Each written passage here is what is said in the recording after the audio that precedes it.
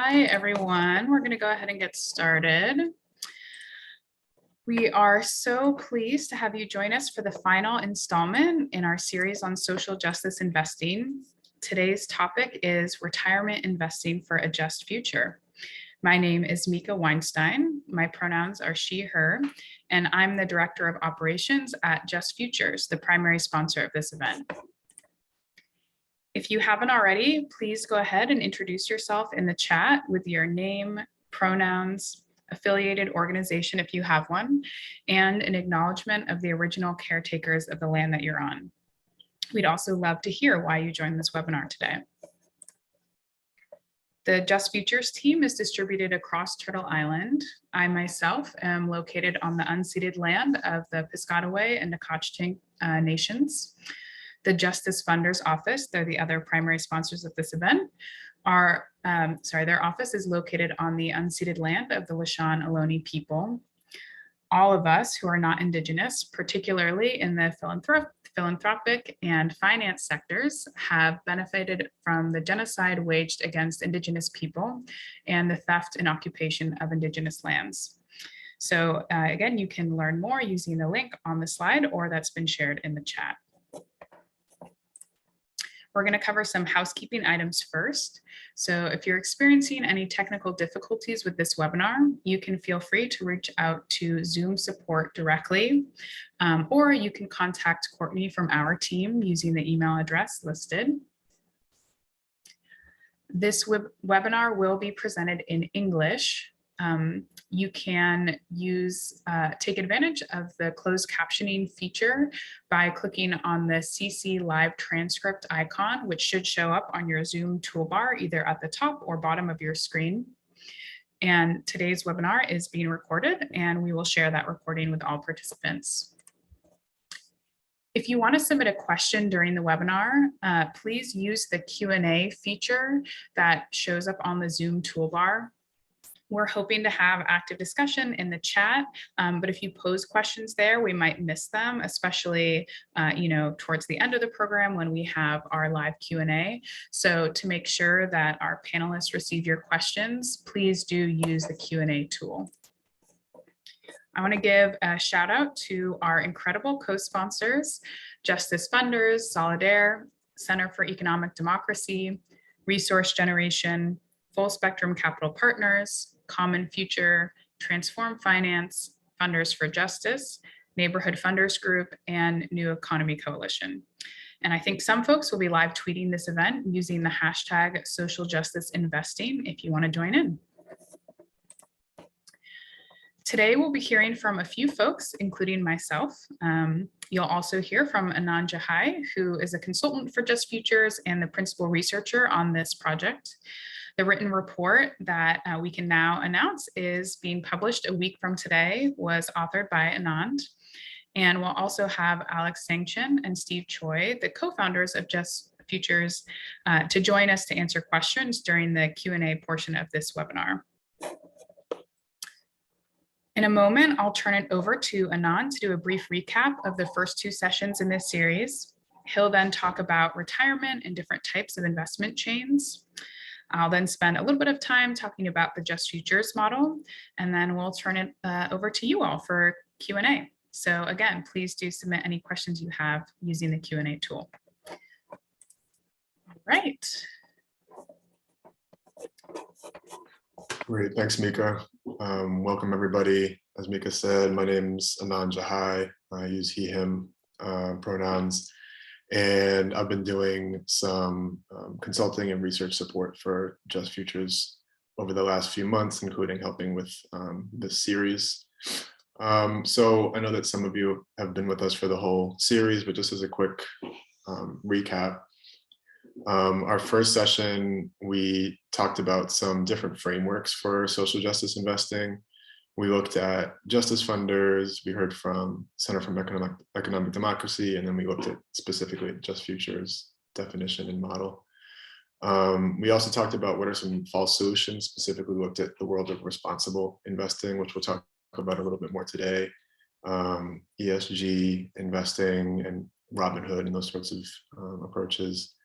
And then we ended with a conversation with Nia and Jack from Boston Ujima Project, and we went really deep into their model and learning about what they're up to and how they're making this real on the ground in Boston. In the second session, we did some more of that deep listening from people who are doing this sort of work.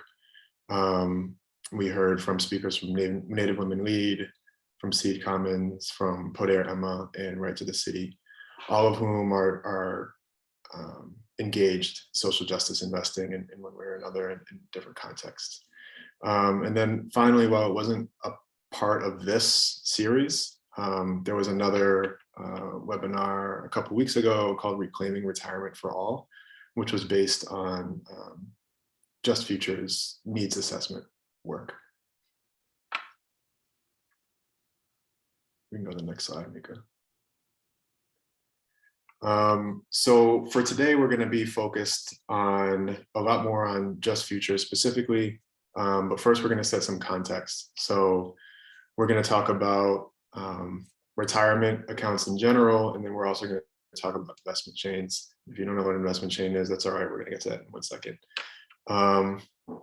So I think most people on attending this webinar are probably familiar with retirement accounts, but just wanted to provide some baseline definitions. Retirement accounts are brokerage accounts that offer some sort of incentives that are supposed to be structured towards people saving for retirement.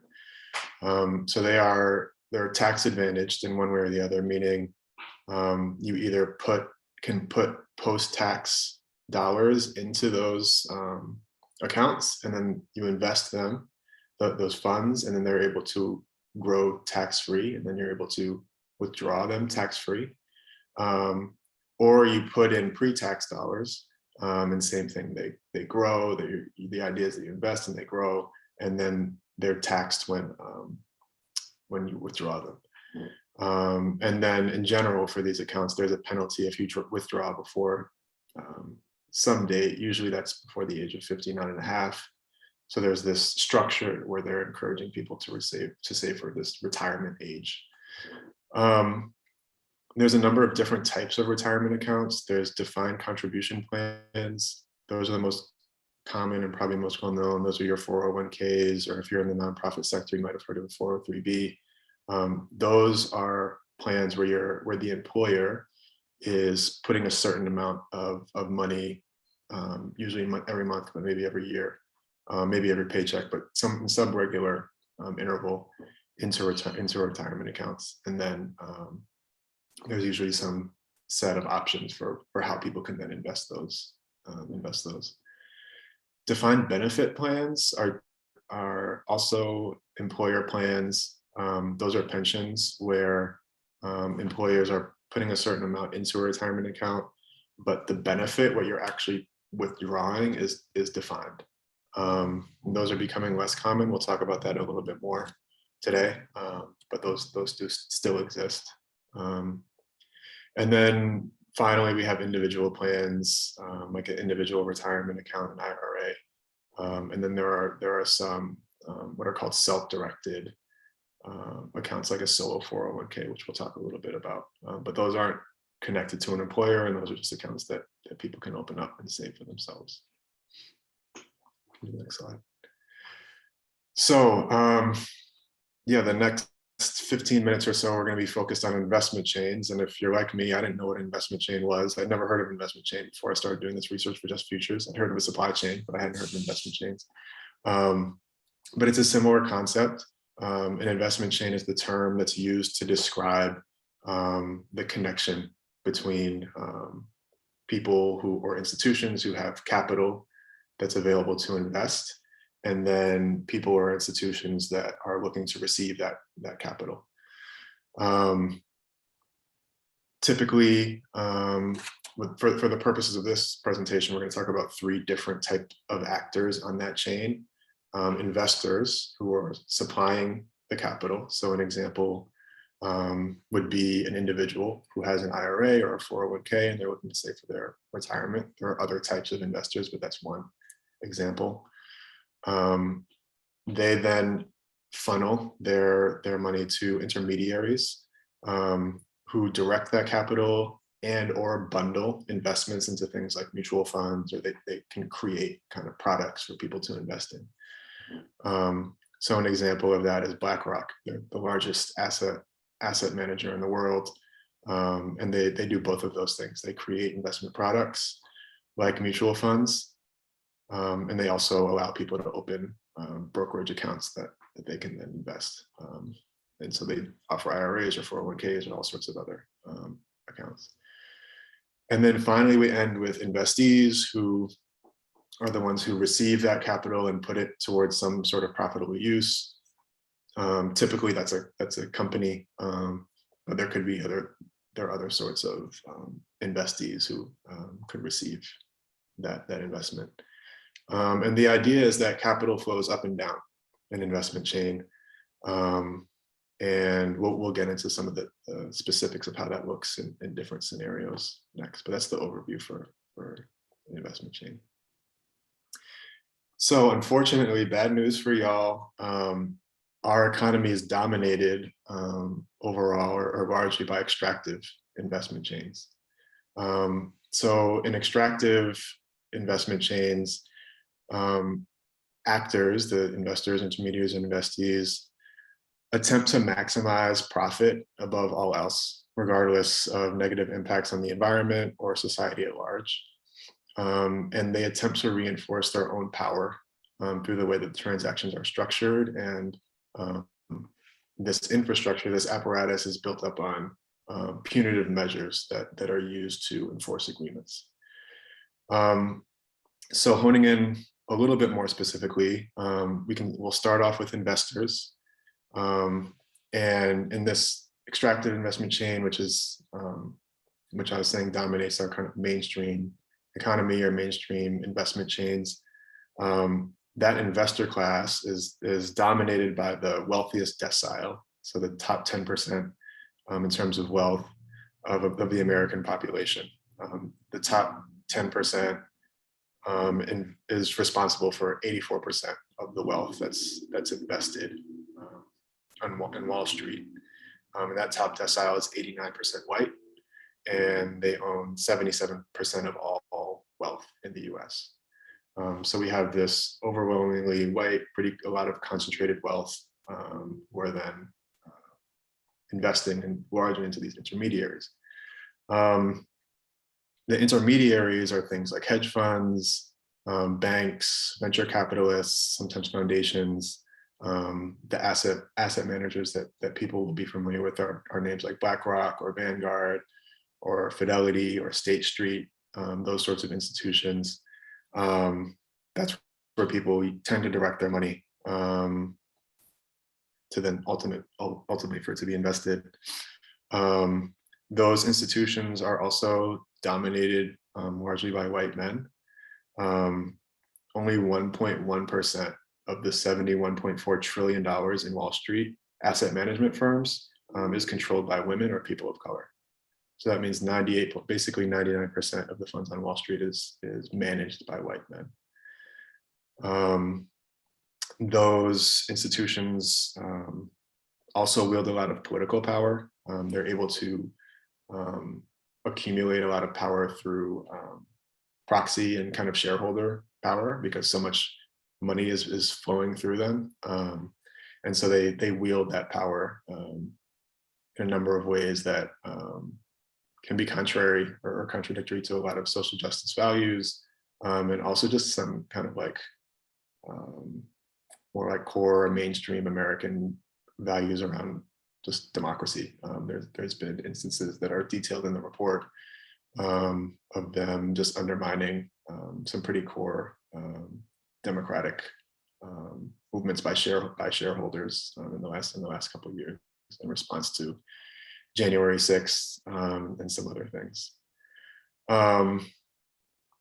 Finally, those intermediaries channel funds to investees. Those are usually large companies, and those companies, one of the ways that they make a profit is by underpaying employees, by overcharging consumers, and by damaging the environment, cutting corners in those ways.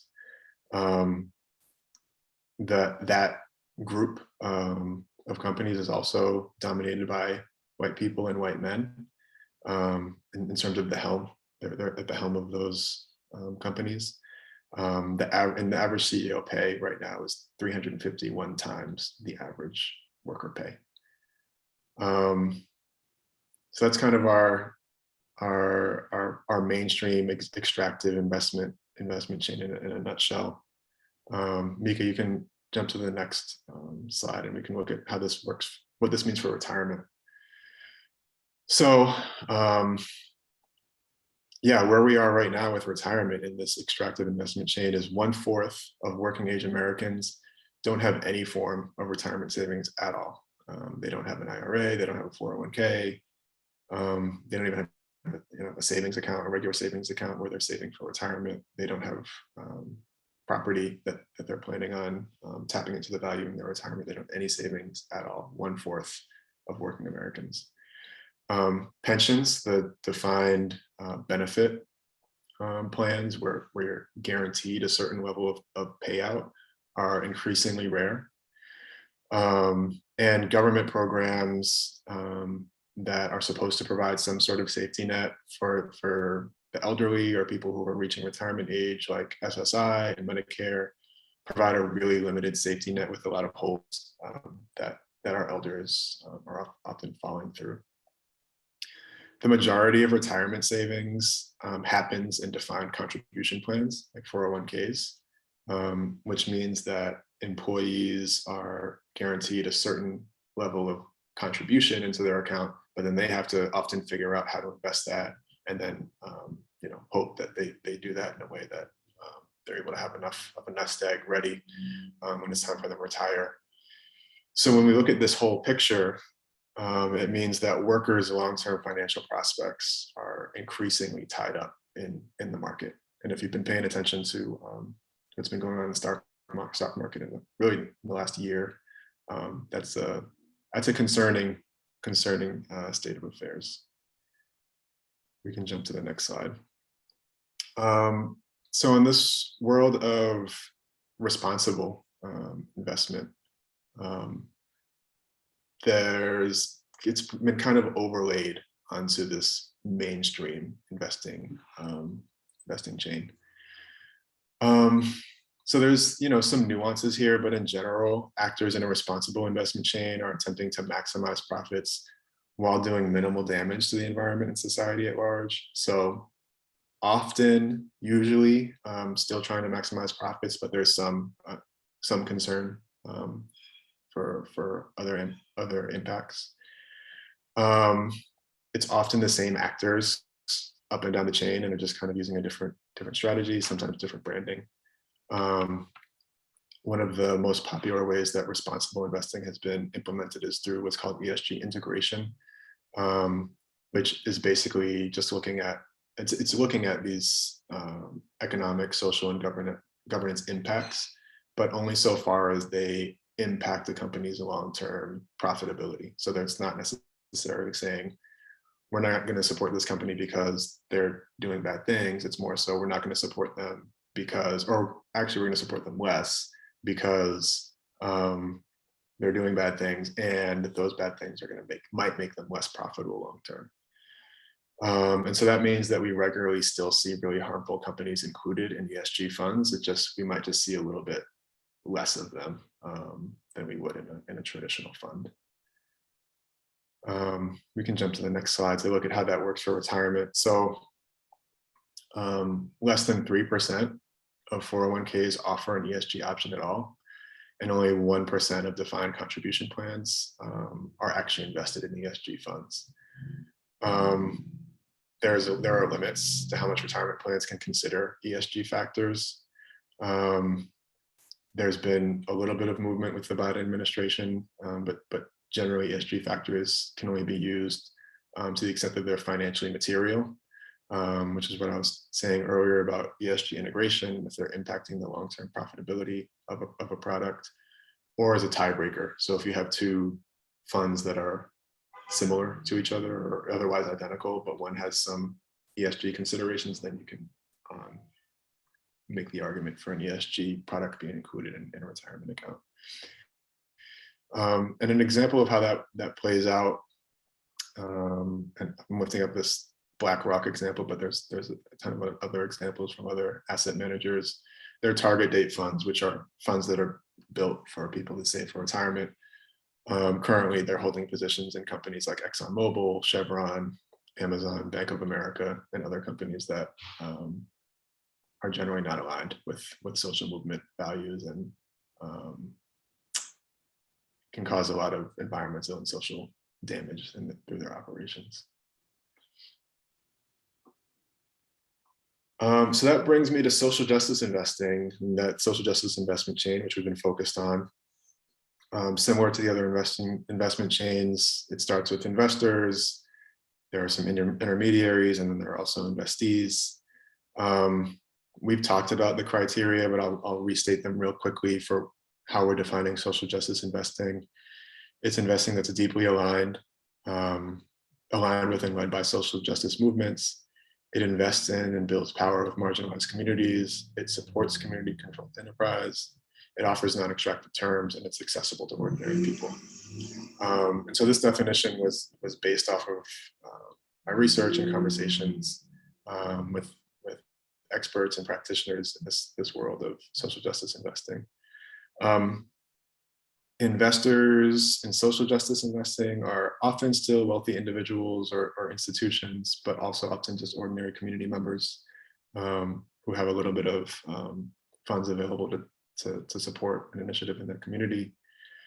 Intermediaries are largely led by people of color, and they're connected to social movement organizations. And then investees are often community-controlled institutions and small businesses that are accountable to community. We can go to the next slide, Mika. So in this sector, based on my research, there are about 10 funds that are operating in the social justice investing space that hold a total of $75 million currently. Those funds are largely led by women and people of color. Actually, there's only one fund that has a white man in a position of leadership right now, and he's a co-director with a woman of color. And typically, investors can expect to see a return of 0 to 4% on a 1 to 10 year term. Can go to the next slide, Mika. So we identified a number of barriers to social justice investing. One is just that it's out of reach to a lot of ordinary Americans or ordinary people who are looking to invest. The minimum is often between $1,000 and $50,000, which some people just don't have available. And some are only open to accredited investors, and then also some are only available to people in certain states. So for example, the Boston Regema Project offers, I think, one of the lowest options, the lowest investment option you can invest for as low as $50, but that's only available for people who live in Massachusetts. And I think for people who live outside of Massachusetts, the minimum is $1,000. And so we see that sort of thing in the sector. The whole sector is only $75 million, which I think to me and to most people sounds like a lot of money. But when we're talking about the world of investment, it's pretty small. And so it requires a certain amount of capacity to move investments and to move capital. And so some people just kind of feel like both it's not really worth their time to invest in the sector, and also there's some concerns that the sector is going to be able to absorb larger amounts of capital. It can be difficult for investors and for funds to align on terms, and that just means that a lot of the time people are used to making market rate returns, and we heard from people that saying that you're not going to make 8, 10, 12% returns in social justice investing. Your returns are going to be more modest, and so that prevents, or that some people don't like that, and so they won't invest in the sector. There's a perception that these funds are high risk and low reward. Social justice investing deprioritizes profit and doesn't use coercive or punitive tactics to enforce agreements. And also the funds, a lot of the funds that are considered social justice investments are relatively new. And so they haven't established enough of a track record to be considered lower risk.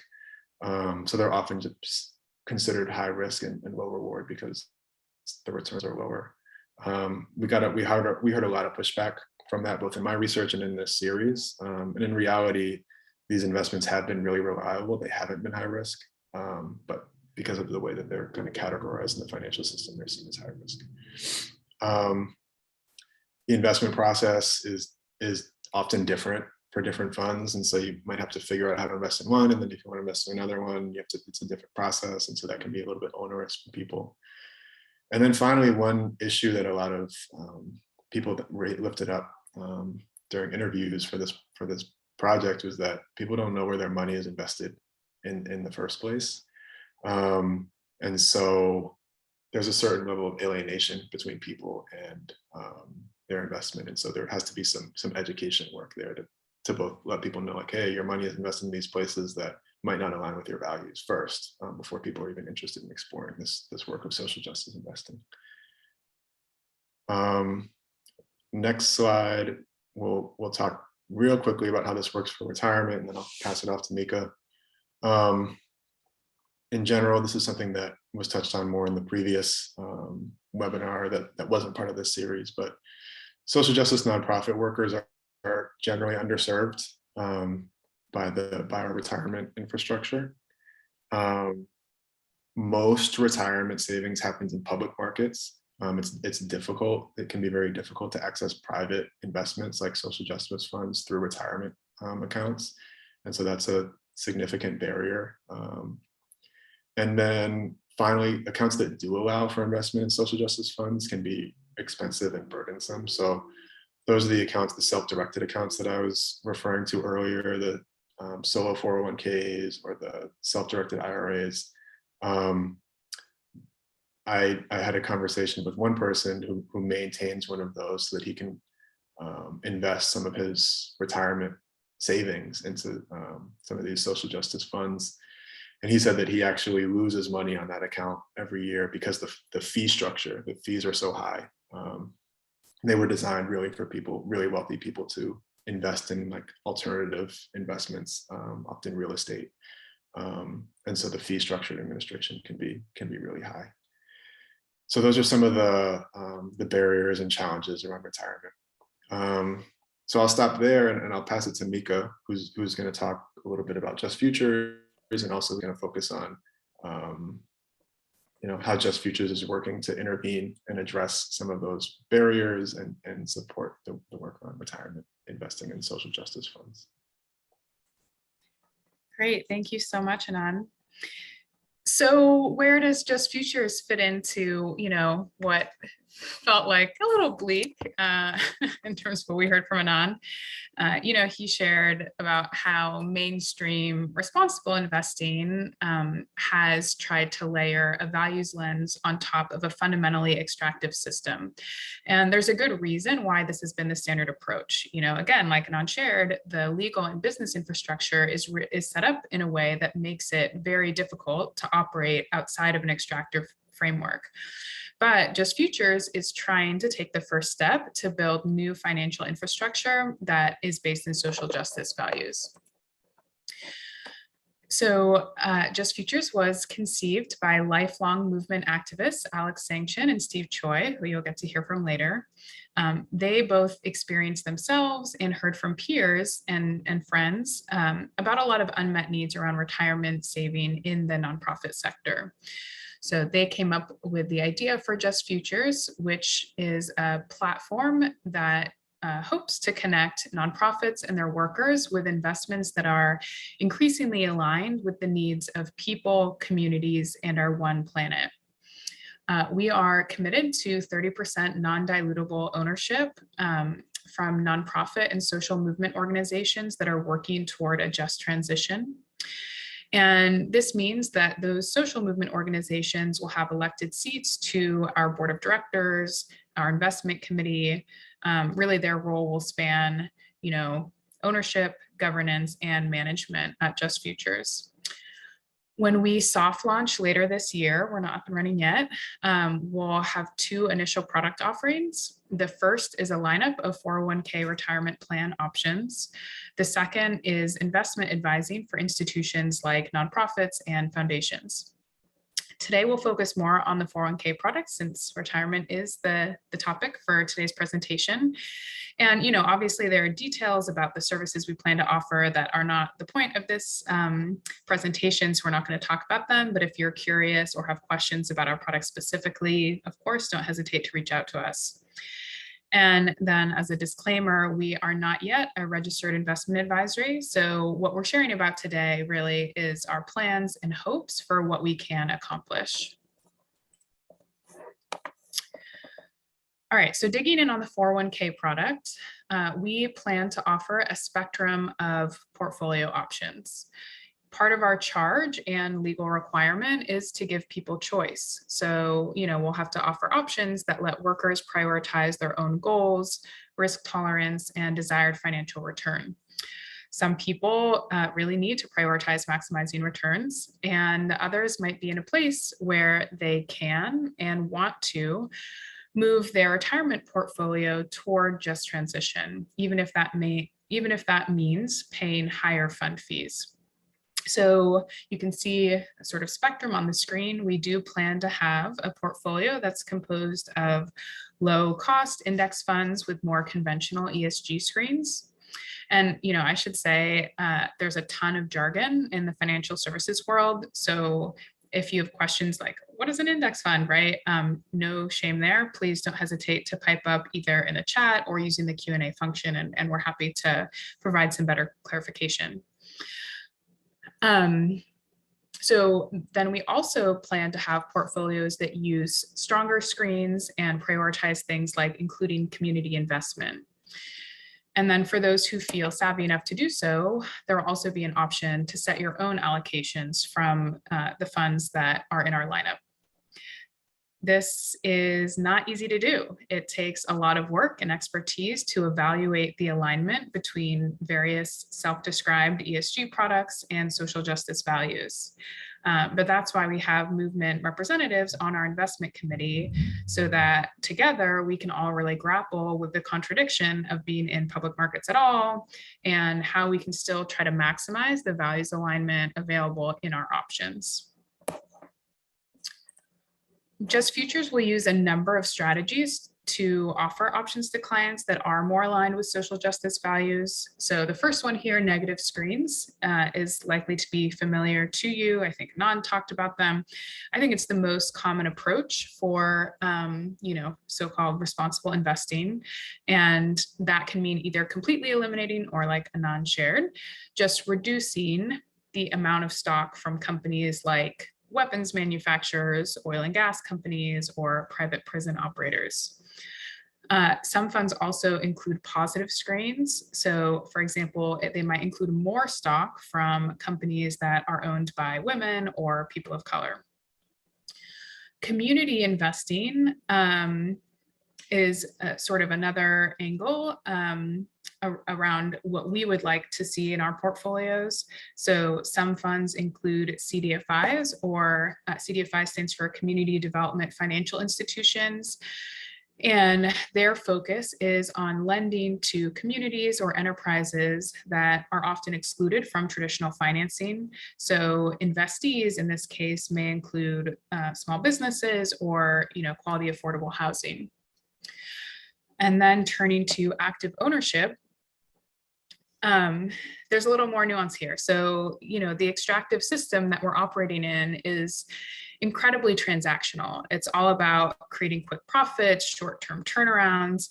And we are interested in finding ways to foster long-lasting and meaningful relationships between people and the companies that they have partial ownership in. This piece will definitely take some work and time to develop, but ultimately we want those relationships to be transformational, where owners can push companies to think beyond just profit and encourage investment in community and our planet. It might take a long time to get there, but on the plus side, the timescale for retirement allows us to think about building those longer term relationships.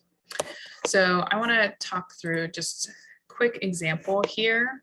So up on the screen, you'll see these are some of the players that Anand identified earlier in the investment chain. I listed myself as the individual investor. And then there are multiple intermediaries. So the first column of intermediaries shows a retirement provider. So very common one, Fidelity in our typical example, or just Futures as another example. And we're an intermediary who's pulling together options of different funds that are out there to put together into a portfolio for the investor's retirement fund. The other intermediary are the actual fund managers. This whole thing is still somewhat simplified, right? There's a lot more details that could go into this, but Vanguard and Impacts are examples of fund managers who are deciding which actual companies and holdings should be included in the fund that they're managing. And then you have the investee, these are just singular examples. Any of these funds are going to include very, very many more companies, but it could be a company like Amazon, Unilever, or it could be an individual CDFI. So when we're thinking about screens, oftentimes the focus is on that last column, investees, screening out the bad, screening in the good. But we want to think about how we can utilize these screens on other intermediaries as well. So for example, we using these strategies might want to look to include funds that are led by racially and gender diverse fund managers, since we know that the vast majority of money is managed by white men on Wall Street. Or thinking about active ownership, funds are the direct owners of the stock. They're the ones who actually vote on shareholder resolutions. So where possible, we may want to work with funds who are going to use their voting power in alignment with social movement goals. Bringing it back to the social justice funds that were highlighted over the course of this series, again, because they're private funds, right now we can't just stick them into our 401k offering right off the bat. But we have already started research and development to think about bridging the distance between the current options. So on the one hand, you can have a relatively hands-off portfolio that's fully in public markets, or like Anand shared, you can make it basically your part-time job to learn how to set up a self-directed IRA or 401k that allows you to put retirement savings into one of these funds. We need something in between that makes it easier for lots of people to access these funds. So there are a few possible solutions that we're looking at. I'm not going to get into a ton of detail since a lot of this is still preliminary and could change as we learn more. But one idea is to create a self-directed brokerage window within an existing 401k plan. And again, I'm sorry for the jargon, but what this means essentially is that we would try to streamline that process that makes those fees so high that, like Anand was talking about. And that way clients could choose to allocate a certain percentage of their retirement savings using this window into a selection of private social justice funds. And this is the tactic that some providers have begun using to allow workers to invest in cryptocurrency using their retirement money. Another piece we're thinking about, even outside of retirement, is there a way that we can automate and streamline some of that due diligence that's required to help radically lower the minimum investments? $1,000, $10,000, $100,000 as a minimum investment is out of reach for a lot of people. We want to platform and expand access to these funds through other means outside of retirement if we can. And then another undertaking under consideration is the creation of a social justice investment note. So that would be a diversified fund of social justice funds that are bundled together, and that would help spread out the risk and by doing so could help facilitate greater investment in this space overall. So, I want to openly acknowledge that all providers basically have access to the same options in terms of funds and public equities. So what makes what we're doing different from, BlackRock's ESG 401k plan? A big piece of this is trust and accountability. We talked about that 30% equity stake. Social movement organizations have real power or will have real power in our business. But another piece of it is that we are committed to creating that bridge to build the infrastructure that eventually will allow us to democratize access to social justice funds. We don't know what the exact vehicle is going to look like, but in any situation, it's not going to go straight from 0 to 100, right? So knowing that, we want to be strategic about our pathway. So bear with me, looking at this curve, on one axis, we have capital invested. And then across the bottom, we have our spectrum from extractive to less extractive to restorative to regenerative. And looking at the line, that's showing where the money is mostly invested. It's lumped over to the left, meaning most of it's in extractive investments. If our goal is to shift this peak so that it's all the way to the right, it's going to take a long time if we're working at the individual level, right? So if individuals, and really that means individuals who can afford to, are working just with their own money to try to shift their investments to the right, there's going to be a minimal impact. And that yellow squiggly line is showing, right, the impact from the shift. But if we can gather a big base and move folks along the spectrum collectively from extractive to less extractive, and then, hopefully once we have the vehicle in the future, also towards regenerative, then the net impact can be a lot bigger.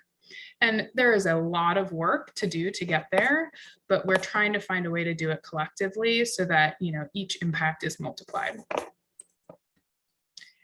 So having described just future short and longer term plans, I want to just quickly come back to what Anand shared about different kinds of investment change and map what Just Futures is trying to do onto that framework. So thinking first about who the actual investors are, rather than just the wealthiest, focusing on retirement allows us to center workers instead. The term that you see up there, unaccredited investors, is just a fancy word for people who are not currently millionaires. And then notably, retirement investors also offer what's known as patient capital, meaning they don't expect to see returns and withdraw their investments on a short timeline. And this is super important because one of the barriers Anand talked about with regard to social justice funds is needing access to patient capital so that they can operate on a longer time frame. As an intermediary, Just Futures is a people of color owned public benefit corporation, and we're committed to gender and racial diversity across our staff and board. I mentioned the 30% ownership piece. Part of that, on top of the accountability, is distribution of profits. So these groups will receive a dividend, basically an unrestricted source of funding, once we reach profitability. And that's another way that we plan to invest in community more directly. Then we have the investees. So again, where we have public holdings, we hope to cultivate the kind of meaningful active ownership that I described earlier. And then our longer term goal is to create a bridge to allow investment in social justice funds. So wrapping up here, I know Anand showed this graphic already, but we're really talking about where the wealth is concentrated. So right now, it's almost all with wealthy investors and intermediaries. But we want to interrupt that and think about how can we find ways at each level of this investment chain to instead distribute wealth equitably and invest it in community, especially communities that have been extracted from. So we're going to now turn it over to Q&A, and I'm going to hand it off to Anand to facilitate, and welcome Alex and Steve to help answer our questions. Awesome, thanks, Mika. So yeah, we only have a little bit of time for Q&A, so I'll jump right into it. So one, this is one that we had some pre-questions come in, and then there was a question that was kind of getting at this in the Q&A. This is around like kind of Just Futures process for putting together the portfolio And also, like, there was a question in the Q&A about like, how do you evaluate a fund? And so, yeah, I would pose that to y'all, Alex and Steve, about like, how are you evaluating funds and how are you thinking about building up Just Futures portfolio? Thanks, Anna. Maybe I'll take that first. And really, for any investment, it seems like this was a question. What do you think about this fund or this offering? It's really about looking under the hood of any investment, right? As Anand was saying, the field of investing is massive. It dominates the United States financial industry, and we would argue it dominates the economy. And even there's lots of branding around ESG, socially responsible investing, but really you need to look under the hood. Who are the intermediaries that are owning the fund? Do they align with your values? And your values, everybody's values are a little bit different. What about the funds that they've constructed? Are they, align with your values, and the people managing them? Usually there's 1 to 4 people who are the fund managers of the funds. Do they align with your values? Do their track records align with their values? Are they working on other funds that don't have a screen? That could be a flag for you. And then ultimately, who are the holdings, right? What are the companies that are being invested in? Are there sort of holdings like Chevron, Exxon, Monsanto, right? Or even some places like Facebook or Google? Your value set may say that that's repugnant to you. For somebody else, they may be okay with that. From a Just Futures perspective, what we're really trying to do, though, is offer folks choice. As Mika mentioned, there's a range of folks in any nonprofit organization, and they have a range of social justice values or no values, right? Or different kinds of conservative values, let's say. And so for us, we want to meet folks where they're at and provide a spectrum of options so that people can engage in just transition in the way that suits them. If they have more financial need, they may need to choose a fund option that's cheaper. If they're okay and ready to make some bigger transitory steps towards just transition, we'll have an option there. But ultimately, what we're trying to balance is honestly the existing regulatory system and the existing financial system and the options they give us. And then the investment committee, as Mika mentioned, is comprised of movement aligned folks. They're dealing and grappling with this big contradiction on how do you provide a responsive 401k plan that helps people, save a bit for retirement, but also helps them with their values. Thanks, Alex. I'll ask kind of a follow-up question based on what you were saying about like, based on both the employer and the individual, what do they feel comfortable with? How do y'all feel about, what's the, I guess, strategy for dealing with employers who aren't sold yet on the concept of Just Futures? How are we addressing that? Yeah, thanks, and I can take that. I would just say that we are in an era of unprecedented employee and worker activism, right? You see so many workers all across the country, whether they're Amazon, at Starbucks, or different nonprofits, who are calling the question, right? How is my employer reflecting my values? And I also want to point out the webinar that we just did a couple of weeks ago called Reclaiming Retirement for All, that outlined a couple of key gaps, right? The information gap, transparency gap, and values gap. And so, for employees for workers who are at nonprofits or folks who want to call the question with their employer, I think I would start there and say, I would ask them to ask their employer, okay, what are the values? What's the transparency? How much are we getting charged? What's the fees that are getting levied against us for retirement services? Who are the intermediaries? Are they committed to a just transition? Are they committed to working with managers who are people of color? Who are the investees as well? Some of these very questions that Alex just went over. But there is an opportunity to actually dig in deep and to ask these questions that will help to really kind of like narrow this gap that we see with employers. We're going to be putting out and publishing the report, Reclaiming Retirement for All, that will outline specifically what these gaps are and also provide some recommendations for how folks can actually address these and call the question. And I'll just end with sharing an anecdote.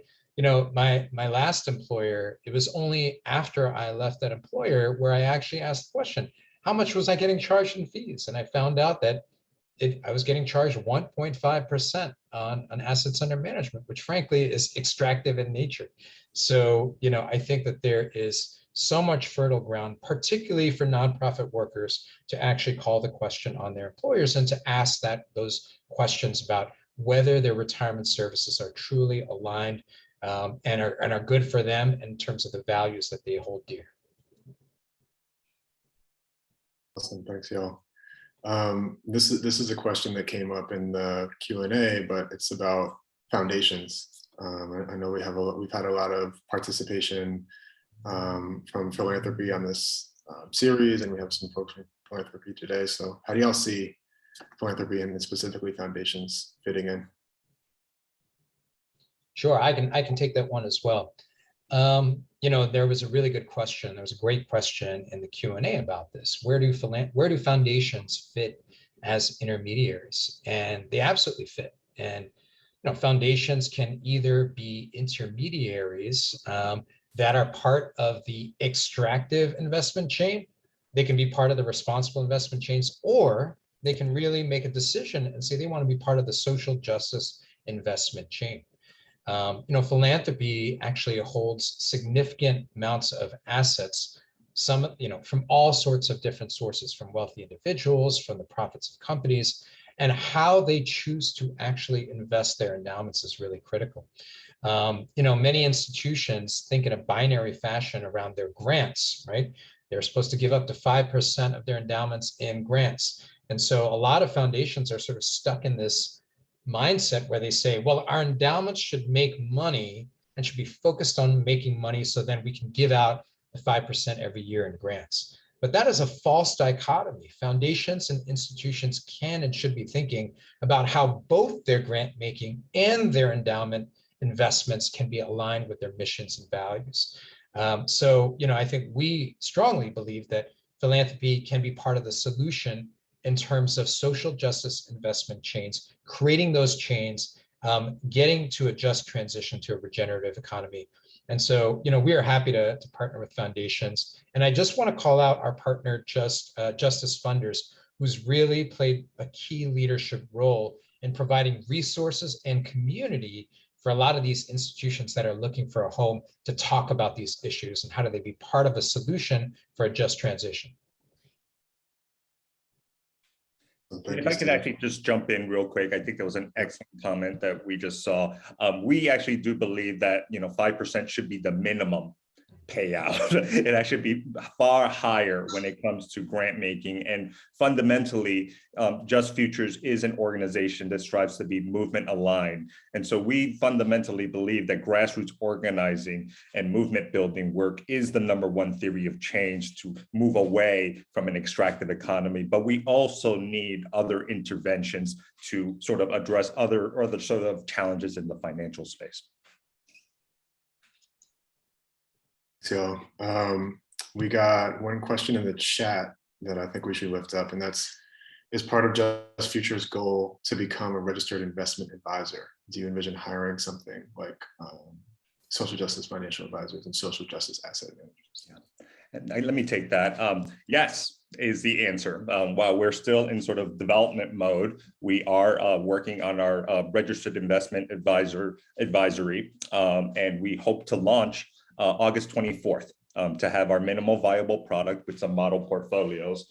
And we're so honored and privileged by the depth of our investment committee that we already have. These are folks who, are in the regenerative finance space, thinking about social justice investments. They have credentials as well, many of them in the traditional finance space. So they themselves are IARs, investment advisory representatives. They've taken their Series 65.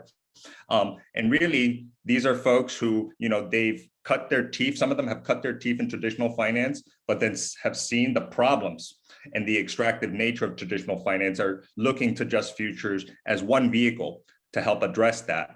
But we're also super privileged that we have an emerging relationship with Wes Fuller Advisors. And so that's one of the few Black-owned investment firms with a social justice lens. And they've been working, quite successfully with many nonprofits and progressive philanthropies on shifting their assets endowments, and reserves towards more regenerative practices. And so we're thrilled that they're going to be a key ally and partner with us as we do our launch.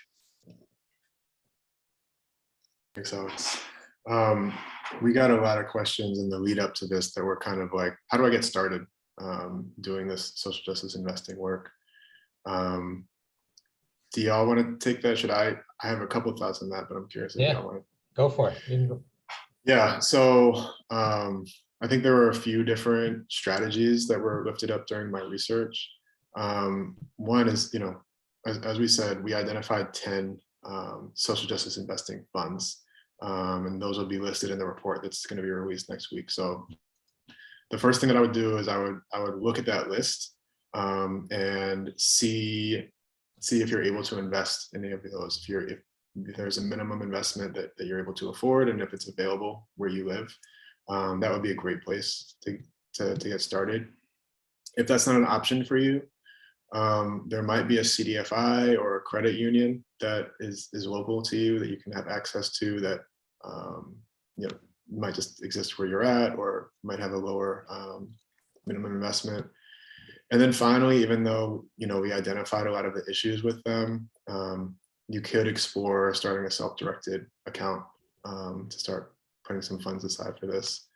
And then finally, this I think they don't want to be too promotional, but I'm a consultant, so I can do it. I would say, like, talk to Just Futures and learn a little bit about their launch. And yeah, I wanted to see if there's any specifics about like timeline and launch that y'all wanted to lift up before we close this out.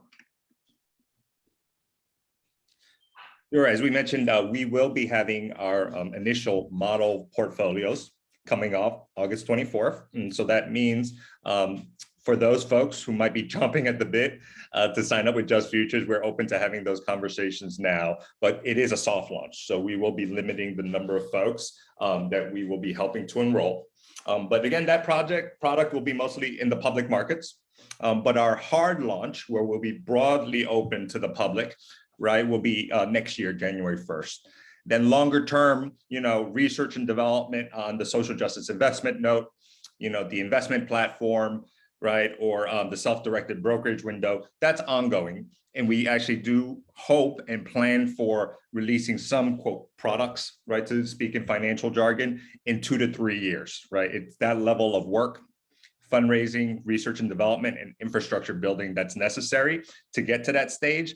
And we hope to continue to do our work in the public markets and providing more stronger and more stringent social justice investments that are better aligned with social justice in the 401k plans as well. So really, we're taking a staged approach to trying to connect folks to really what we're hearing a lot is the social justice investments.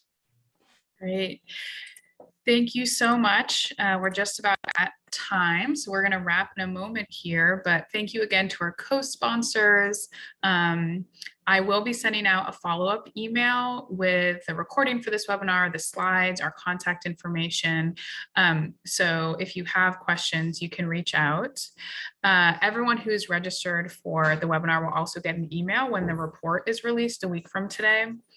Des is sharing a link right now to a very brief session evaluation in the chat. We'd love to hear what you thought of this event. And thank you again, everyone, for being with us on this journey.